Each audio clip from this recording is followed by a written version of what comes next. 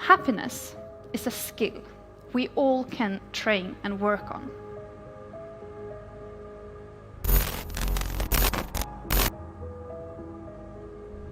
How it's not just about positive thinking. So let's begin with this. Have you ever found yourself in a situation where you're really worried about something and you kept worrying even though you knew that worrying won't change the situation or help the situation in any way, and nevertheless you just kept on worrying, hands up? Right? We're all doing this. And if we could have total mind power and just switch over toward these happy thoughts, we just have done that and get on with our lives. But that doesn't really happen, does it? And did you know that about half of the time that you've been listening to this speech, your mind has probably been wandering off, thinking about other things?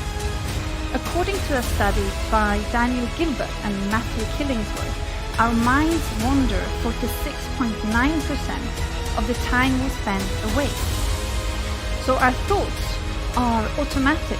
They have a life of their own. And to create happiness by just controlled positive thinking, I think it's hard. It's not even possible. Impossible. And I think it's time that we start talking more about this. How can we take positive action, actually making the change in our life? Because if I would ask you to keep your focus on your breath, don't think about anything else for 5 minutes, I doubt that anyone in this room would be able to do that.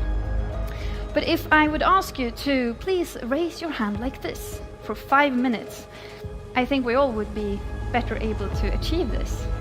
So it's really difficult to control our thoughts, and we have a better chance at controlling our actions, our behavior. Therefore, well-being is better built by positive action, not positive thinking. Also, we tend to look at ourselves as if we're these objective, rational beings that perceive situations in this objective manner, and we process information almost like a computer. I just take information in.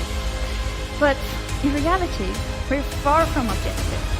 And that's actually a good thing. Because if we would truly be able to process and perceive reality in all its nuanced complexity, we would be rather lost.